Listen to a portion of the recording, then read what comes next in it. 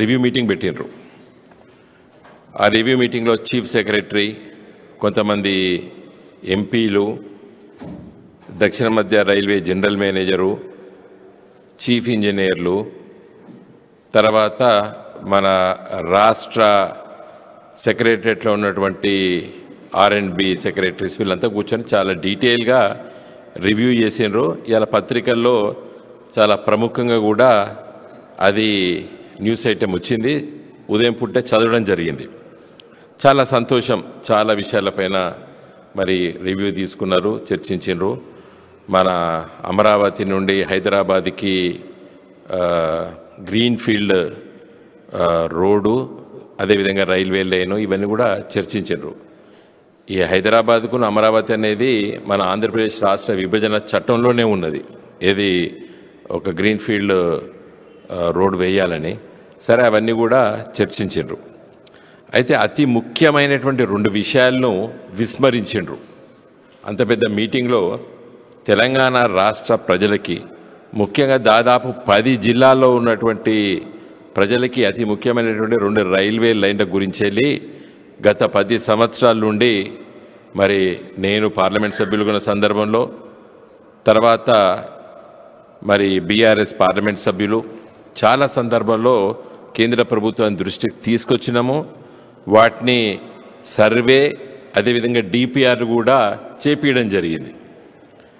అవి 2 లైన్లు. మీకు తెలుసు, మన ఆదిలాబాద్ జిల్లా, తెలంగాణలో ఆదిలాబాద్ జిల్లా ఉత్తరాన ఉంటుంది. ఆదిలాబాద్కి రైల్లో వెళ్ళాలంటే మన సికింద్రాబాద్ నుండి బయలుదేరి నిజామాబాద్కి వెళ్ళి మళ్ళీ మహారాష్ట్రలోకి వెళ్ళి మహారాష్ట్ర నుండి మళ్ళీ ఆదిలాబాద్కి పోతుంది రైలు.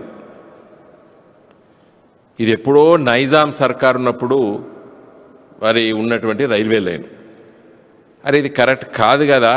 మన ఆదిలాబాద్ జిల్లా హైదరాబాద్ రావాలంటే మహారాష్ట్రకు వెళ్ళి మహారాష్ట్ర నుండి మళ్ళీ మన దాంట్లో అడుగు పెట్టాలి. ఇది కరెక్ట్గా లేదని చెప్పి మేము అప్పుడు ఎంపీలమందరం కూడా కేసీఆర్ గారి సూచన మేరకు ప్రయత్నం చేసాం.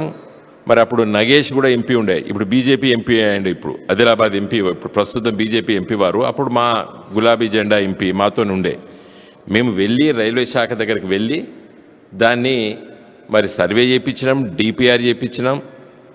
దాదాపు 137 కిలోమీటర్ల మరి అది ఆదిలాబాదు, నిర్మలు, ఆర్మూర్కి వస్తుంది.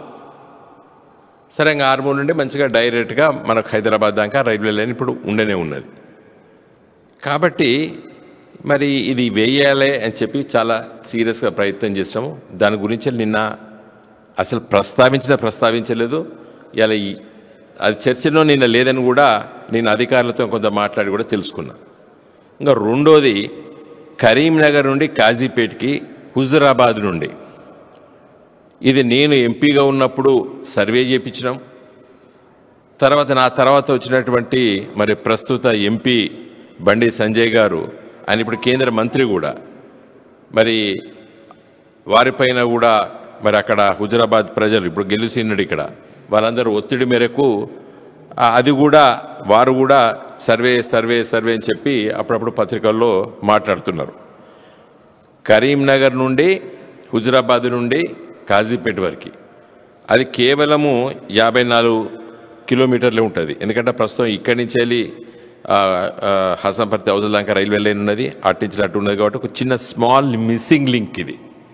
ఈ 2 అయితే ఏమవుతుందంటే ఆదిలాబాదు, నిర్మలు, ఆర్మూర్ అంటే నిజామాబాద్ జిల్లా,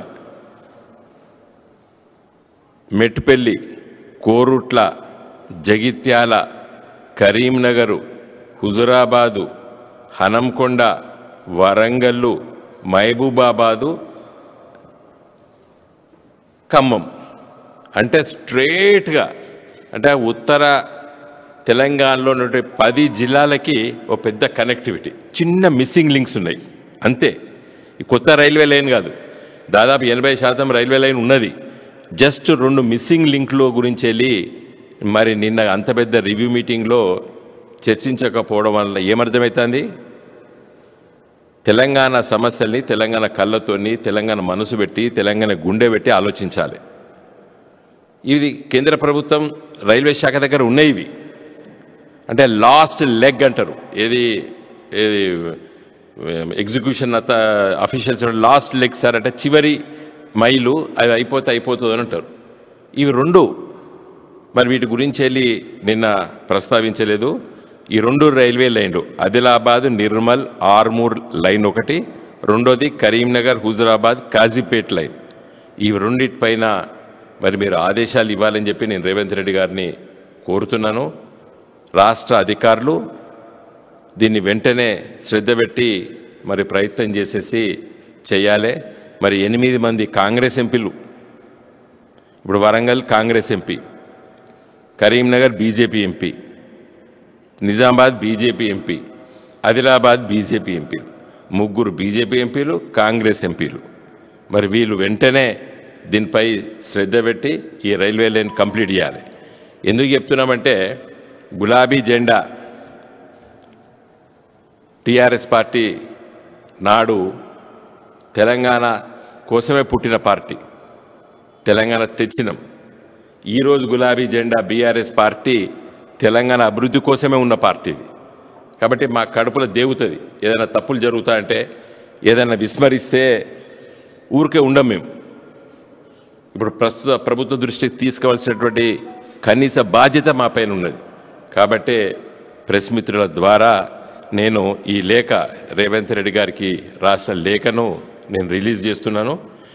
దీని కాపీ చీఫ్ సెక్రటరీ తెలంగాణ రాష్ట్ర ప్రభుత్వం, ఎందుకంటే ఆయనే మానిటరింగ్ కమిటీకి చైర్మన్ ఈ రైల్వే ఇబ్బందులన్నిటికీ, వారికి రాస్తున్నాను. అదేవిధంగా రైల్వే శాఖ south central railway general manager గారు కూడా రాస్తున్నాం. కాబట్టి వెంటనే రేవంత్ రెడ్డి గారు ఈ లేఖ పైన శ్రద్ధ పెట్టి, దృష్టి పెట్టి ఈ 2 రైల్వే లైన్ల పైన ఆదేశాలు ఇవ్వాలని చెప్పి నేను కోరుతున్నాను.